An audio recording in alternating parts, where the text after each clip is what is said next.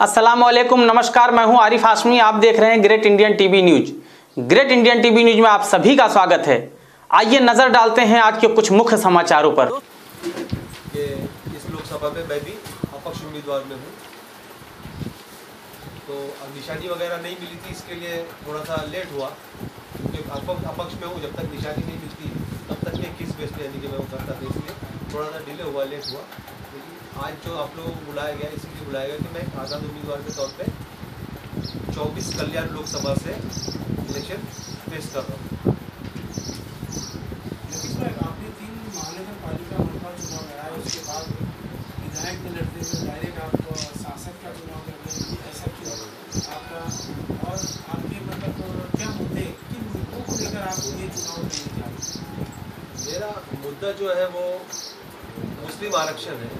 मेरा अहम पहले मुद्दा। सवाल का जवाब पहले सवाल का जवाब ये है कि मैंने 3 कॉरपोरेशन इलेक्शन लड़ा और अल्हम्दुलिल्लाह आप लोगों को पता है कि अच्छा फेस किया, सेकंड नंबर पे रहा हूँ मैं।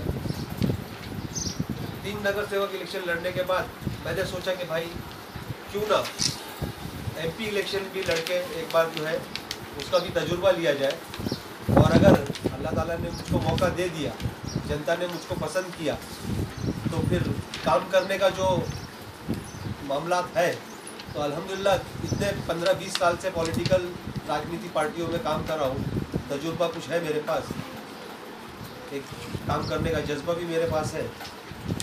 आगे अल्लाह की मर्ज़ी और आवाम जनता की मर्ज़ी के वो मुझको अगर मौका देती है तो करेंगे काम। आपने किसी पार्टी का उम्मीदवार क्यों नहीं आप बने? किसी पार्टी का मामला ऐसा चल रहा था कि सब गठबंधन चल रहा है। समाजवादी पार्टी टिकट नहीं दी क्योंकि बीएसपी से उनकी युति है। एमआईएम वंचित आघाड़ी की युति है, तो एमआईएम भी टिकट नहीं, एमआईएम का भी। तो मैंने बोला कि भाई ये सारे मामला के अंदर अपक्ष ही लड़ लेते हैं। आपका रुझान किस पार्टी से है वर्तमान में? मौजूदा वक्त में आप चुनाव लड़ रहे हैं लोकसभा का, तो जैसे अगर आपको सफलता मिलती है तो आप किसको समर्थन देंगे? समर्थन तो जाहिर सी बात है कि कांग्रेस पार्टी को ही दिया जाएगा, क्योंकि सेना और बीजेपी से पूरी जनता, पूरी आवाम जो है 5 साल में उन्होंने देख लिया कि क्या हालात हुए हैं। तो अगर इंशाल्लाह मुझको मौका मिलता है तो समर्थन की जहाँ तक बात है तो आप कांग्रेस पार्टी से कितने दिन से जुड़े हैं? कांग्रेस पार्टी में तो रह चुके हैं आप, उससे चुनाव लड़े हैं। पुरानी पार्टी है। मैंने पहला इलेक्शन जो है 2007 का जो इलेक्शन है मैंने कांग्रेस से ही लड़ा था।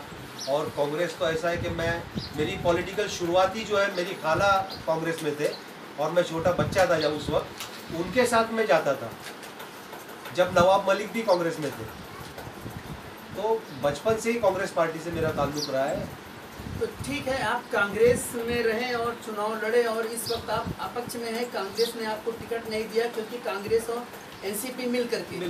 तो इससे क्या कांग्रेस एनसीपी के उम्मीदवार पर असर नहीं पड़ेगा?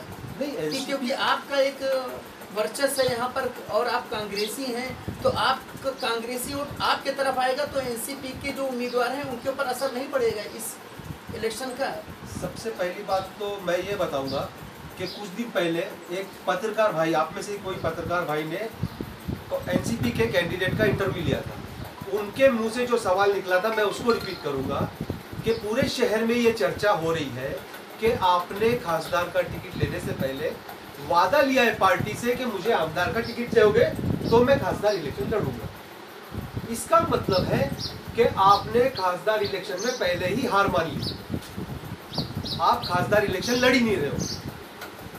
आप जो है सेमीफाइनल मैच खेल रहे हो, फाइनल मैच आप 6 महीने के बाद खेलना चाहते हो। अच्छा, तो आपका कहने का मतलब मकसद ये है कि बाबा जी पाटिल चुनाव हार रहे हैं?